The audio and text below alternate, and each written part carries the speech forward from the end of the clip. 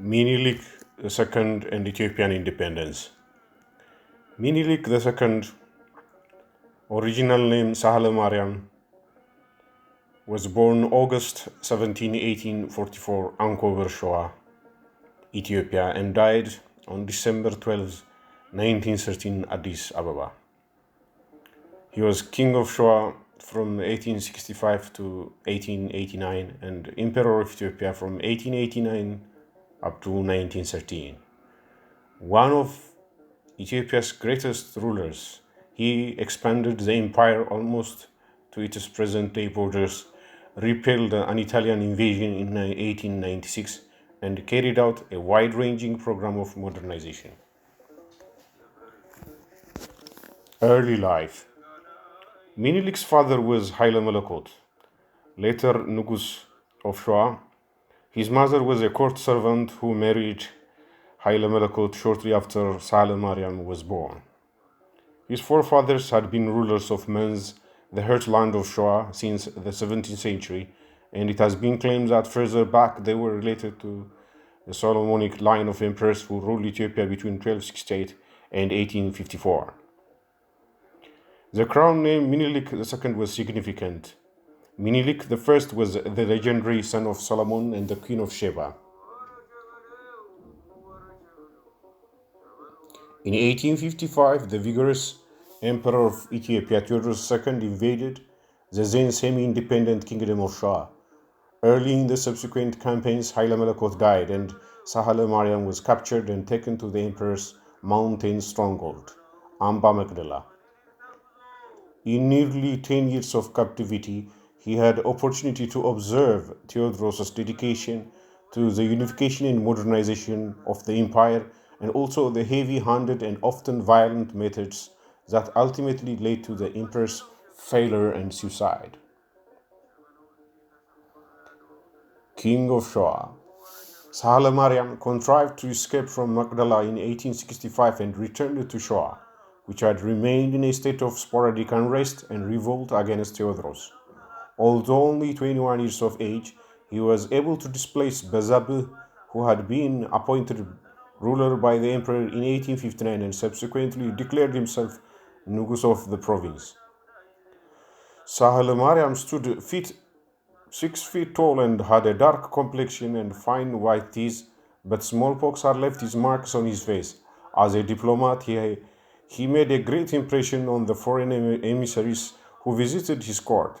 With their help, he imported firearms, the better to equip his armies and the garrisons and settlers that came in their wake. On the days of Theodorus II, in 1868, Sahle Mariam, as Nugus of Shoa, aspired to the position of emperor, but he was not the only claimant and had to submit first to Tecle Georgis from 1868 to 72 and Johannes IV from 1872 to 1889. Before Johannes died fighting the Sudanese in 1889, he obliged Sahle Mariam to direct his ambitions mainly to the south and east. Sahle Mariam subsequently incorporated Arsi, Harar, Jimma, Kaffa, and the several kingdoms and states of southern Ethiopia within his domains. By the time of Johannes' days, Sahle Mariam had emerged as the strongest man in Ethiopia and was able to assume the imperial crown from which he had waited so long. During the period of his rivalry with Emperor Johannes IV and the latter's son Mangasha, Menelik appeared to befriend the Italians, but a quarrel later developed. The Italians interpreted Article 17 of the Treaty of Wuchale, concluded in 1889 by the Italians and Menelik, as giving Italy a protectorate over Ethiopia. It's quite inconceivable that Menelik would have agreed to his historic country becoming a protectorate. When he learned of the Italian interpretation, which was gaining some acceptance in Europe, he at once denied it and in 1893 renounced the whole treaty.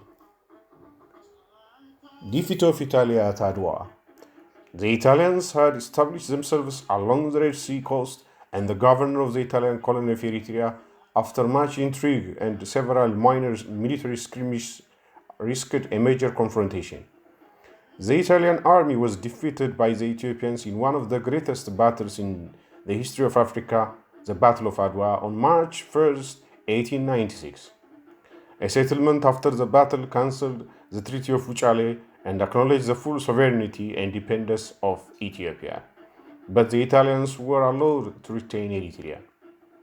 After Adwa, Menelik's Ethiopia was at once accepted by the European powers as a real political force. The crushing defeat of a European army greatly enhanced Menelik's international reputation, causing a host of foreign advisors, ambassadors, emissaries, and adventurers to flow into the country. Menelik's later activities as emperor included the creation of ministries, the initiation of modern education, the construction of telephone and telegraph systems, and of a railway from Djibouti on the Gulf of Aden to Addis Ababa, the emperor's new capital in the highlands of Shoa. Beginning in 1906 or 1907, Menelik suffered a series of paralytic strokes and power passed to his wife, Empress Taitu, then to Ras Tasamma, who became regent, and to Lijiyasu, the grandson who was to succeed him. The stricken emperor finally died in 1913.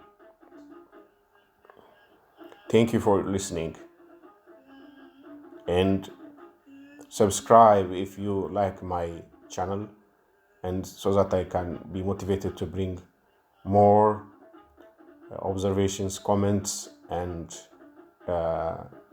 different articles related to Ethiopia and Ethiopians, both in English and Amharic.